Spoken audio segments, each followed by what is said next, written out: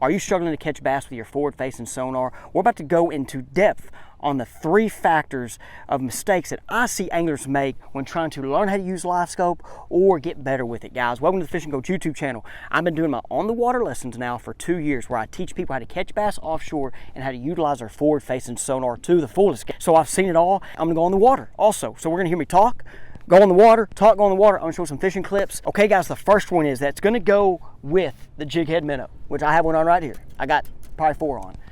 Is everybody wants to learn and do this, and I've done videos on it and people came and fished with me with it. And I'm right now, it's the summer.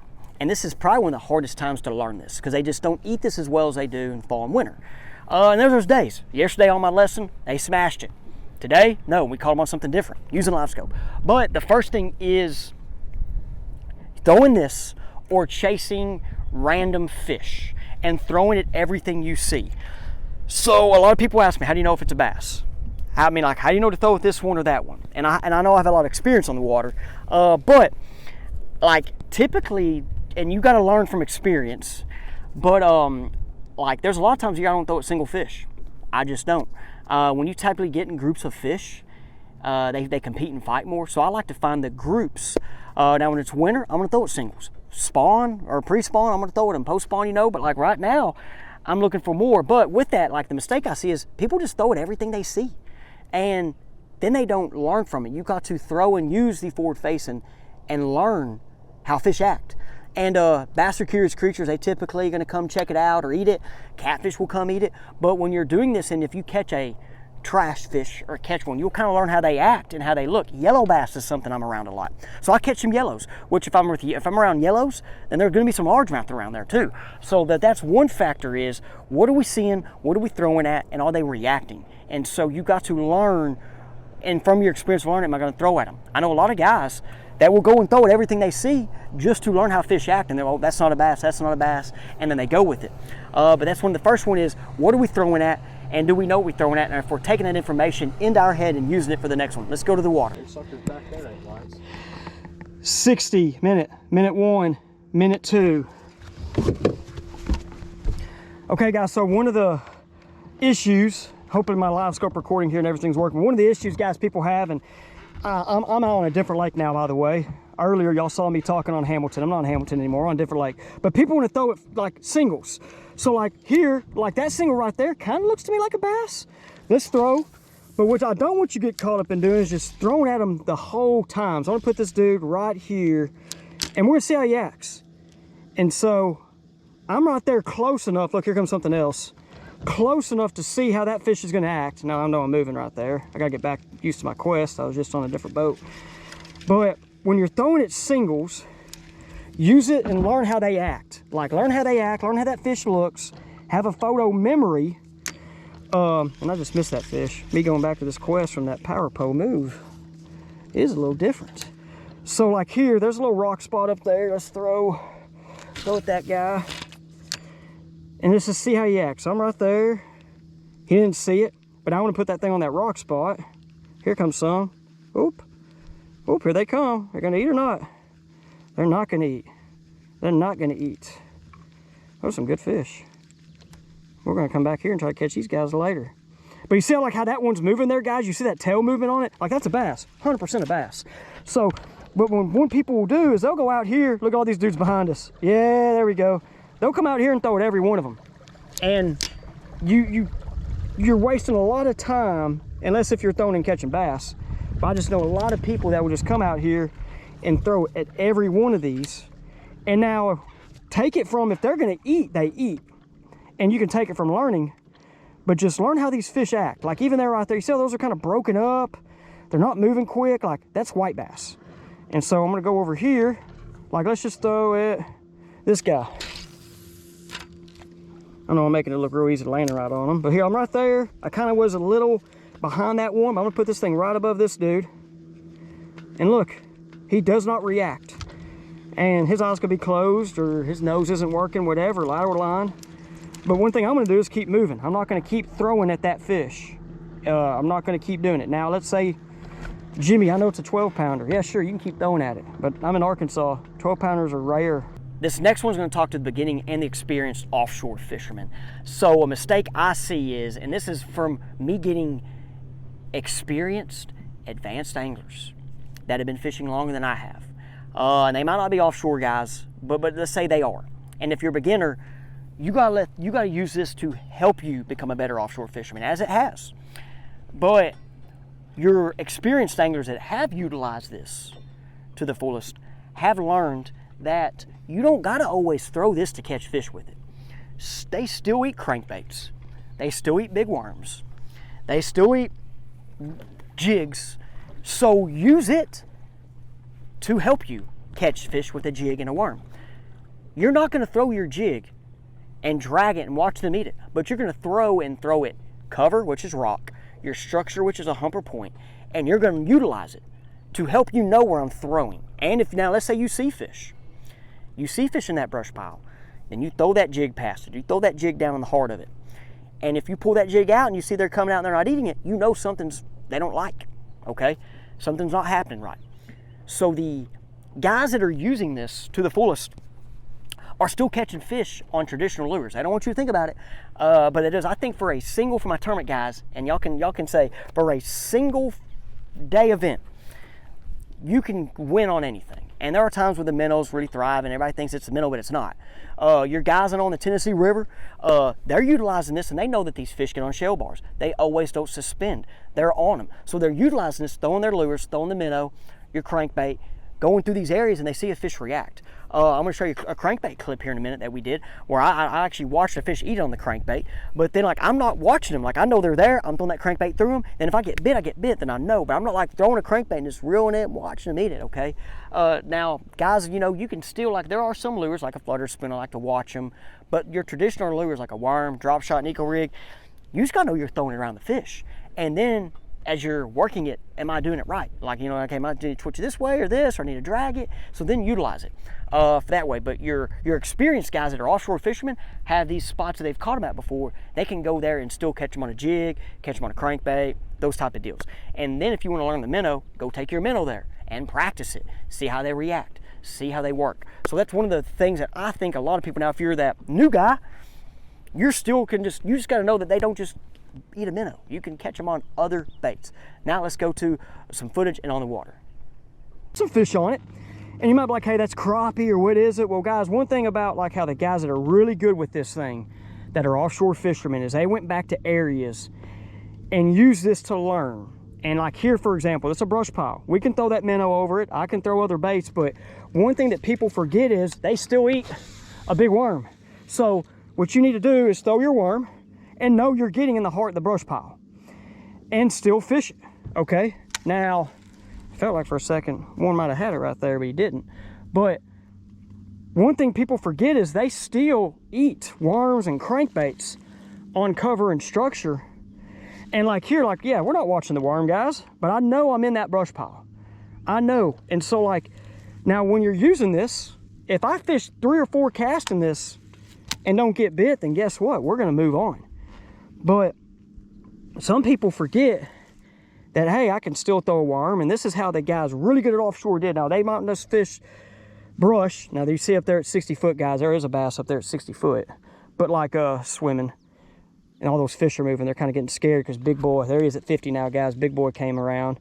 But the guys that are really good offshore went to their grass ledges, went to their shell beds at Kentucky Lake, and they learned how to fish this using their normal traditional methods. And then they got better and moved on from it. So like, that was just me fishing my worm, okay? Guess what else we can do, guys? We can throw a crankbait through it. So I'm gonna grab a crankbait. I'm gonna put this dude down.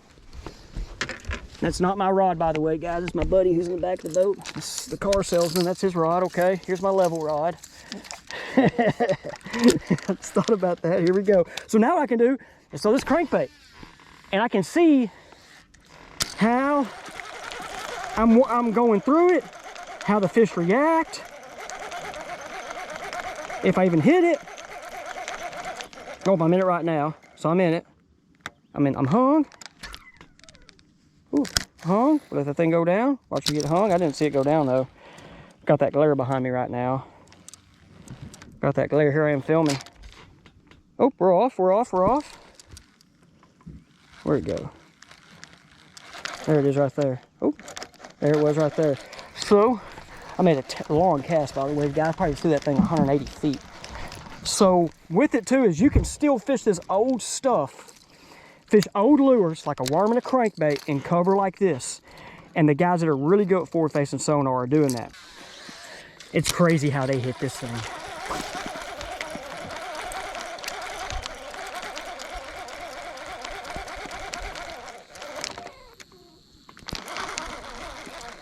Oh, I saw that one eat it. That's a giant. Here he comes. That's not big as that other one. I saw that one go down there and get it. You gonna get him? Yeah, I'll get him.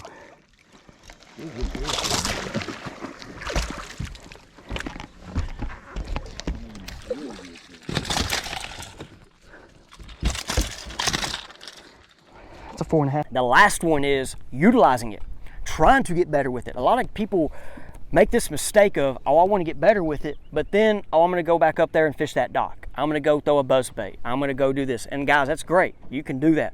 But then don't complain and ask yourself, why am I not getting better with it? You got to use this, and you're going to fail with it.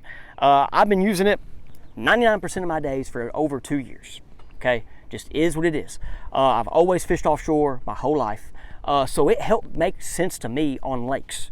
When I used to catch them at Lake Ouachita in the early 2000 teens with a football jig and timber, now it makes sense how those fish were set up when I go back with a Livescope.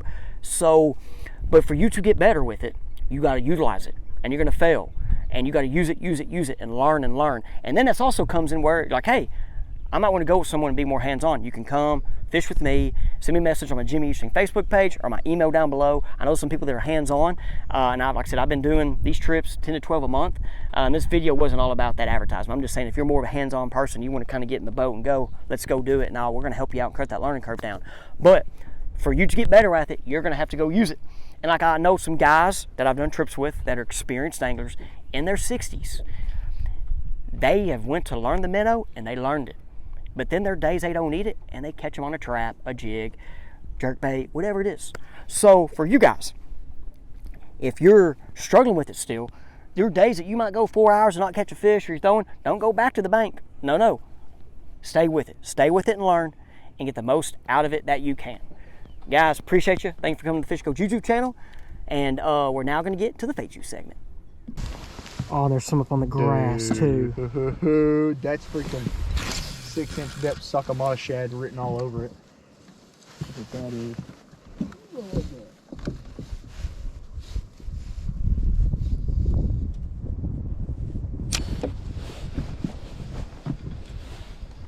Oh, dude, that sucker right there might eat.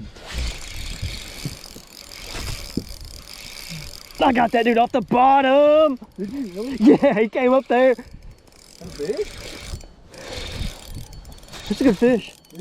Oh yeah, look at this guy. Look at this guy. Look at this guy. Yeah, look at this guy. Yeah, look at this guy. Welcome to Lake Ouachita, boys and girls. Look at this guy. We're putting a bag together, son. Boat flip you. Woo-hoo-hoo-hoo. That dude came off the bottom. We got him on the scope and all. Hitting the record.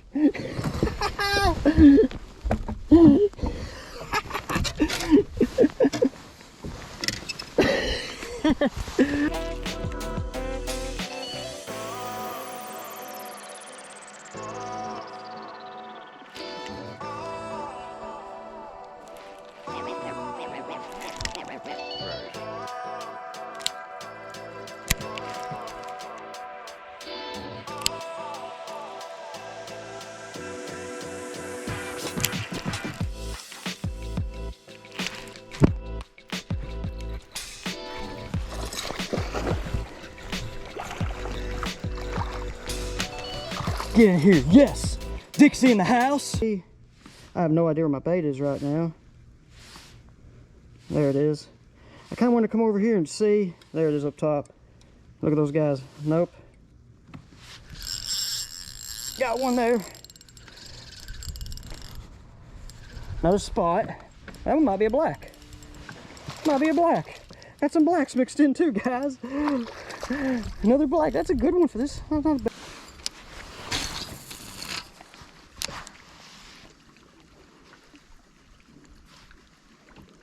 That dude said no. Here, of course, this one would.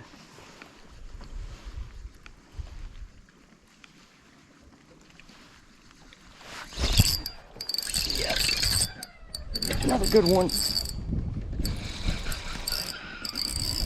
Dude, these dudes are fighting. It's a big old largemouth. We have found the motherload of largemouth.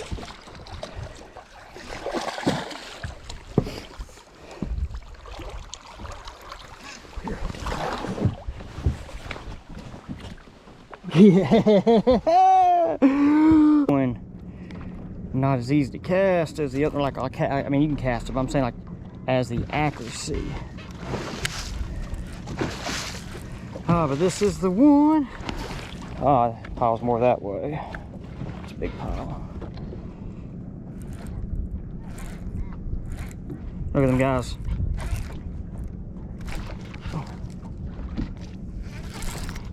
We got one. That was so cool. That was so cool.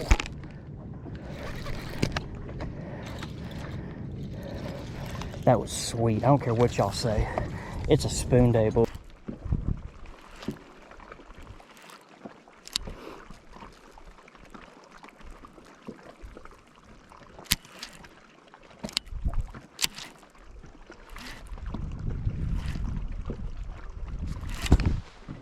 What is this? Got him. That's a big one. Get in here. Look at that, guys, get in here. Look at that big old black. Look at that big old black. Look at that black. Got the black spikes and all. Dixie in the house. That's so cool, guys. I got that.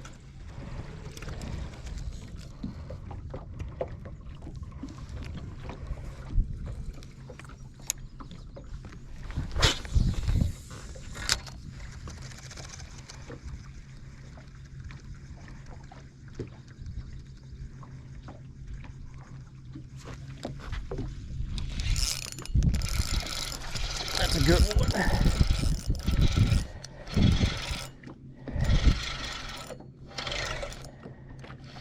Oh, look at all that. They're all this size too.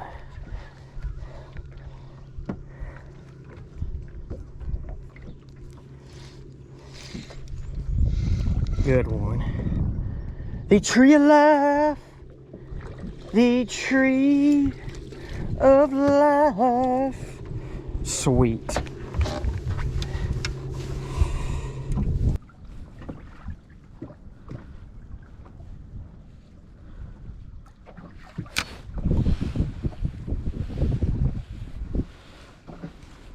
You gonna do it or not?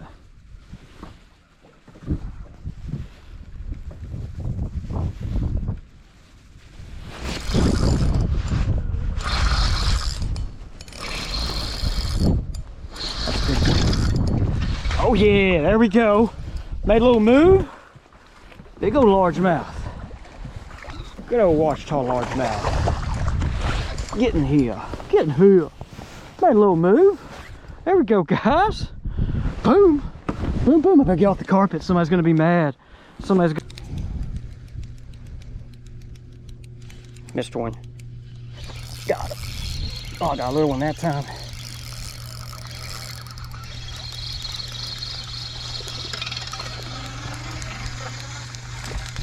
There he goes. Get him out. What's up, everybody? Welcome to the Faith Juice part of the episode. I don't have my mic hooked up to my phone. Hopefully you hear me well. I'm outside and it seems like the bugs are loud. But this part, I kind of share what's on my heart. Motivation piece, some scripture, or just a good story to kind of get you through the day, the week. And we're going to talk about patience. Okay, we're going to talk about patience. And let's go ahead and get into it. So patience. It can be for a lot of things. For me lately, it's been with my kiddos.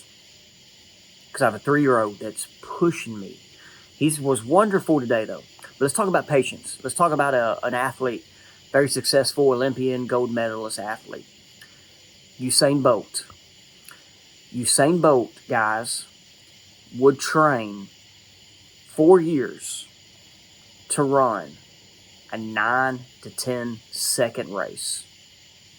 Okay, I used to coach track, and we would train, you know, like high school track, you kind of start after basketball, kind of, you know, it was February-ish, you start running, meets are in March, and then everything's done by May. But Usain Bolt, who is one of the best athletes, and there's others athletes that he's competing against, is training for 4 years to run 1 or 2 races. And you're like, hey, Jimmy, how does this relate to patience? Guys, you have to be patient in stuff you're investing in. You're not going to see results in a month, 2 months, 3 months, 4 months. And I'm sharing this with you to be encouraging to what if there's something right now that you're struggling with or something that you're not seeing the results right now. Can you be patient?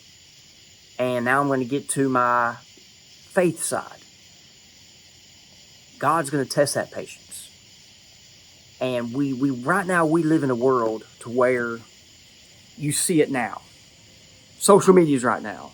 I can Google something and get it right now. Our patience is ran thin. But the successful people that I know, they did not earn it overnight. It was a time. It was an experience. It was something, it was a lot of ways that they didn't expect it. So for you, where you're at in life, if you think you're right now, you're wanting that result right now, keep working, keep going at it, and it will come when it wants to come, or when God wants it to be there. Okay? Everybody's life's different. Everything is going to go different.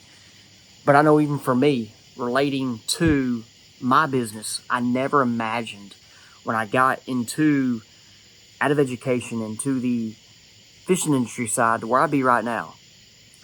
And even with my guide business and on the water business, didn't expect it. I was patient at the beginning. I'm still patient. But I mean, it all of a sudden, like after 6-7 months, like for example, when I started it, I was getting 2-3 trips a month. And I was like, okay, well, I mean, how do we get more, you know? And then I was like, it's just going to take over time. And now 2 years in, I see it, how over time you accumulate customers, you accumulate clients. And but then there's also patience you need in other things, okay? The marriage, your kids, like I said, not just your business, but guys, patience. How I get better at patience, which I understand it more now. I was always kind of like when I was younger, I was real like go, and didn't want to, didn't always see the results. But I prayed. Like today, I think I prayed 4 times and asked for patience with these kiddos. Dude, and it was great today. God blessed. My kids were great. My wife's out of town, by the way, if you're watching this. She's out of town for 4 days, and I got a 3 and a 1-year-old. Woo-wee. So, but patience. And I know as a coach, it was easy for me as a football coach. I'm going everywhere now, but we're just letting it loose here. Football coach, it was easy for me to kind of tell kids, hey, you're got to work. You got to work, practice to get better. And it's not going to happen, in a day. But then, like, after you get done with football or baseball, it still relates to life. So go back to Usain Bolt. He's training 4 years for a 10-second race. Incredible. So what are you training for, or working for, or going for, frog right there, that you're not going to see immediate results right now, but you will down the road. Guys, appreciate you. Let me know what you think. Leave me some comments down below. Thanks for watching the video, and we'll see you on the next one.